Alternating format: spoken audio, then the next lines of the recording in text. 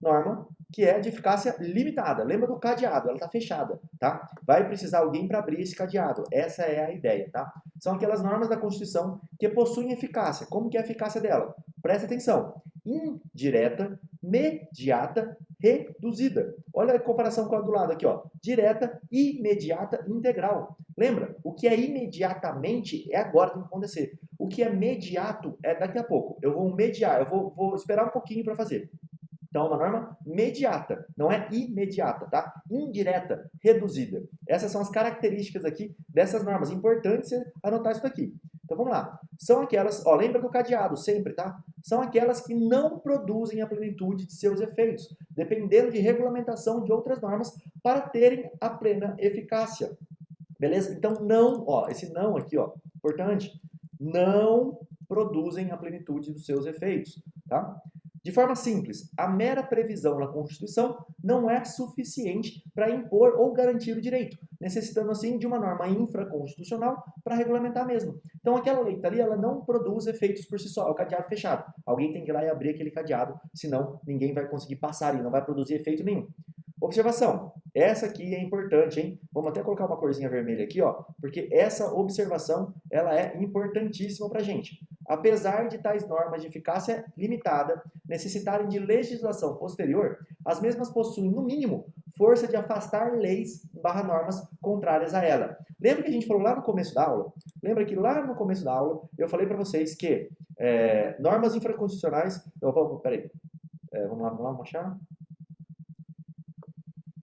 Aqui, ó, essa parte aqui, ó, vale destacar que todas as normas constitucionais têm eficácia no plano abstrato, isso é, independente de terem sido regulamentadas. Lembra que eu falei isso? Então, agora que o bicho pega. Porque se a norma é limitada, se ela não produz efeito imediato, se ela não produz, ela produz algum efeito? Produz. Todas as normas produzem, elas estão lá, foram votadas. Então, apesar dessas normas de eficácia limitada necessitarem de uma legislação posterior para poder atuar, para poder entrar, ter efeitos, elas, no mínimo, elas já podem afastar leis barra normas contrárias a ela. Ou seja, ela pode afastar normas porque as normas são inconstitucionais. Ó, norma constitucional não regulamentada caracteriza inconstitucionalidade por omissão. A gente vai falar de inconstitucionalidade por omissão quando a gente falar da parte de controle de constitucionalidade. Tá? Uma das matérias mais importantes da OAB, controle de constitucionalidade, a gente vai falar sobre isso. Mas presta atenção, essas normas já afastam então. E aí, se eu não regulamento essa norma, são coisas diferentes. Se eu não regulamento essa norma, eu tenho uma inconstitucionalidade por omissão. Porque eu deveria fazer e não fiz. Eu me omiti do que eu deveria. Eu tinha um dever, que era regulamentar aquela norma constitucional, e não regulamentei.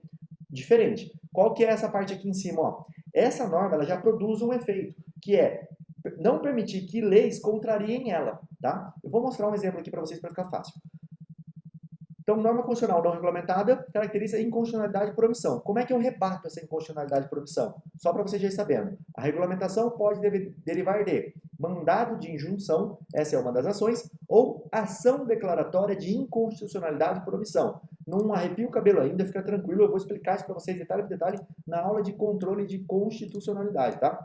Você vai entender, inclusive, qual é a diferença entre os dois. Só coloquei agora para despertar a tua curiosidade aí. Então vamos aos exemplos aqui que a gente tem. Artigo 37. A administração pública, direta e indireta, de qualquer dos poderes da União, dos Estados, do Distrito Federal e dos municípios, obedecerá aos princípios da legalidade, impessoalidade, moralidade, publicidade e eficiência. Ó, você que está estudando aí direito administrativo, esses aqui são os princípios da administração pública. Também é o seguinte, o direito de greve, esse aqui, ó, 37.7, é batata de cair na sua prova. Vamos até deixar ele na outra linha aqui, ó, para você poder ver bem. O direito de greve será exercido nos termos e nos limites definidos em lei específica. Então, quando eu ainda não tenho essa lei específica de greve, o que acontece? Ninguém consegue exercer esse direito. Então, por não exercer esse direito, o que vai acontecer? O legislador está em débito, está em mora, ele está se omitindo. Então, você vai precisar fazer uma ação direta de inconstitucionalidade por omissão para falar, olha, você tem que regulamentar o que é greve, tá? Quais são os meus direitos na greve? Então, porque a lei fala, ó, nos termos e nos limites definidos em lei específica. Então, você precisa de uma lei específica para regulamentar isso aqui, senão não tem como exercer um direito de greve, né? Porque ele só será exercido nos termos e nos limites definidos na lei. Ditas normas constitucionais subdividem em, antes da gente entrar aqui, quero te mostrar uma coisa. Então, plena, contida, e aí, se ela fosse, se a gente fosse pegar essa norminha aqui e tivesse que colocar ela numa norma limitada. como é que ela ficaria? No nosso exemplo. Em vez de você tem que falar a palavra oi todo dia, seria mais ou menos assim, ó. O dever de falar a palavra oi todo dia de manhã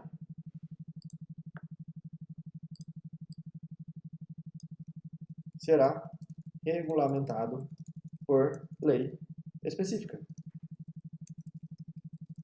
Pronto. Transformamos essa norma em norma limitada. Então, eu tenho o dever de falar a palavra oi todo dia, porém, ela será regulamentada pela lei específica. Esse dever vai ser regulamentado. Enquanto isso, ninguém tem esse dever porque precisa regulamentar. Essa é uma lei limitada. Então, lembra, ela está fechada. A lei está ali, o cadeado está ali, a passagem existe. Mas enquanto eu não abrir esse cadeado e não permitir que as pessoas passem por ali, elas não conseguem passar. Por isso que ela é limitada. Ela já tem força. Agora, vamos ver aquele exemplo que eu estava falando para vocês. Ó, vamos aqui embaixo. Tá, e se eu pegar uma lei estadual, que fala o seguinte: é proibido fazer greve. Lei número XXX/XX. Pronto. Essa é a lei aqui, tá? É proibido fazer greve. Uma lei estadual com esse número aqui que fala que é proibido fazer greve. Essa lei é inconstitucional porque viola o direito de greve que está previsto na Constituição. O direito de greve será exercido nos termos e nos limites definidos em lei específica. Então, a lei não pode proibir a greve, porque isso já está previsto na Constituição. Lembra que eu coloquei aqui, ó? Então, ó, essa lei já possui uma eficácia para o quê? Afastar lei/normas contrárias a ela. Então, isso daqui, o que vai acontecer com isso aqui? Ele vai ficar inconstitucional. Isso aqui é inconstitucional. Vermelhão nele. Por quê? Porque não pode ter uma lei assim que contraria essa norma. Apesar dessa norma ser limitada, ela já causou uma inconstitucionalidade aqui nessa norma que foi criada, tá? Então, vamos lá. Essas normas ainda de eficácia limitada, elas subdividem-se em duas. Normas de eficácia limitada de princípio institutivo e normas de eficácia limitada de princípios programáticos, tá? Isso aqui é uma divisão bem aprofundada, mas para você poder entender que vai cair na sua prova. O que é de princípio institutivo? Trata-se de normas que instituem esquemas sobre a organização do Estado, possuem caráter organizativo e regulador dos órgãos e entidades do Estado. Então, normas de eficácia limitada de princípio institutivo são as que instituem esquemas, organizam o Estado. Os exemplos, depois você olha se você quiser, tá? Da Constituição também, óbvio. Artigo 33, 88, 91, 13, todos da Constituição Federal de 88. Só para ficar bem claro aqui para você. Vamos regulamentar aqui, deixar os 3 pontinhos para você poder entender que tem uma continuidade, né? Todos da Constituição Federal. Norma de eficácia limitada de princípio programático. São as normas que estabelecem verdadeiros programas a serem cumpridos pelos Estados brasileiros. São metas a serem alcançadas, tá? Exemplos, tem aqui embaixo, ó, artigo 3º, artigo 205, artigo 215 e por aí vai. De novo, aqui também, tá? Todos da Constituição Federal de 88.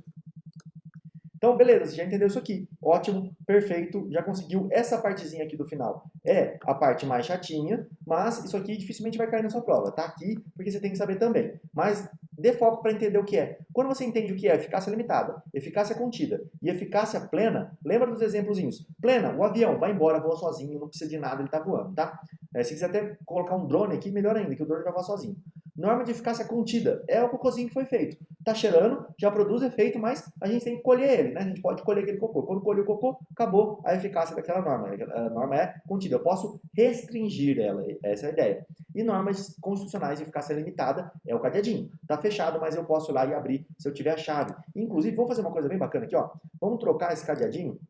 Vamos pegar, tem um outro cadeado aqui, que é um cadeado com uma chave. Ó, que bacana. Então a gente vai pôr ali o cadeadinho com uma chave, não só o cadeadinho. Porque aí você já sabe, hein? Ela tá fechado, mas tem a chavinha aqui para abrir, tá? E a chave é o quê? A lei. Ficou ótimo aqui o exemplo. Beleza? Então agora eu quero falar com vocês sobre o Desenhando OAB Premium. Aí você vai falar para mim, Rodrigo, você não falou que isso era de graça? E agora vai ter um Premium? Premium já quer dizer que eu vou ter que pagar alguma coisa. Calma, que você vai ver o que é isso. É um programa